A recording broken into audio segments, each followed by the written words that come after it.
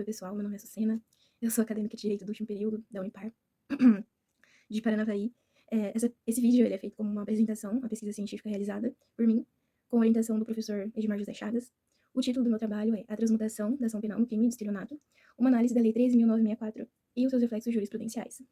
Pessoal, de forma introdutória, a gente tem ali uma alteração traga pela Lei 13.964, ou ainda chamado pacote anticrime, no crime de estelionato do artigo 171 do Código Penal, em que a ação, que até então era pública e incondicionada, ela se torna condicionada à representação da vítima.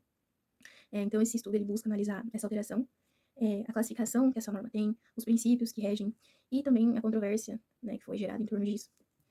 Bem, a ação penal do crime de estelionato, ela continuou incondicionada em relação a alguns sujeitos, tá? Então, a administração pública, incapazes, pessoas com deficiência e também idosos acima de 70 anos, em razão ali da vulnerabilidade dessas pessoas e do interesse público em protegê-las, manteve-se a ação incondicionada, tá? Mas a regra geral passou a ser de condicionamento à representação do ofendido.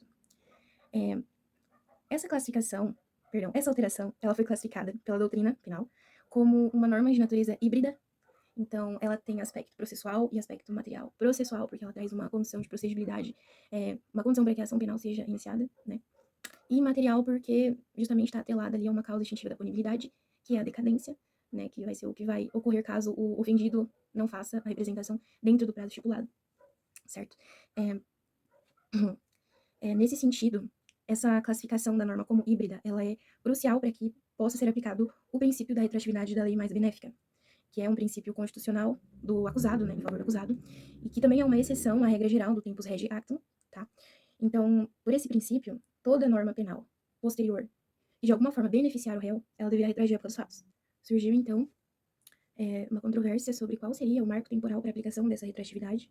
Essa divergência, ela ocorreu, inclusive, no âmbito do STJ, né, e questionava-se, será que a retroatividade ela alcançaria aqueles processos em que o MP já havia oferecido a denúncia? Então, foi necessário ali o posicionamento do STF, que veio e classificou a questão pelo julgado do HC 187341 e subsequentes. Ele determinou que a norma somente retroagiria para alcançar os processos em que ainda não havia sido oferecida a denúncia até a data de vigor da nova lei. Então, naqueles processos já em curso ou transitados em julgado, em que o Ministério Público já havia oferecido a denúncia, não poderia retroagir. É um ato jurídico perfeito, né? E assim, buscando também a segurança jurídica, deveria manter-se como estava esses processos, ainda que, né, fossem melhores, fossem mais benéficos ao acusado, ao réu. Não apenas isso, o STF ele também fixou um prazo para que houvesse a representação da vítima nos processos já em curso, em que haveriam ali a retroatividade, né?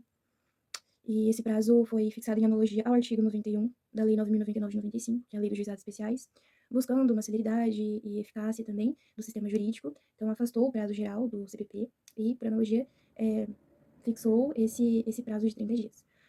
Pessoal, para concluir, então, com esse estudo a gente pôde perceber que o direito penal, ele é muito político, criminal, né? Ele demanda, na verdade, ele decorre das demandas sociais, e foi possível observar essa interação da norma processual e material penal, né? E como que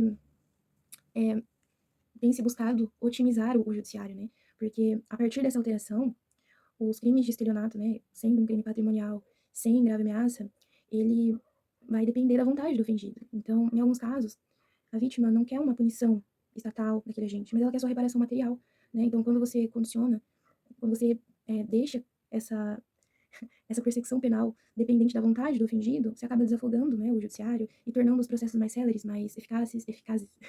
Enfim, além disso também, com o posicionamento do STF, a gente viu ali uma primazia, né, dos direitos fundamentais do acusado, porque a lei benéfica vai se retroagir, né?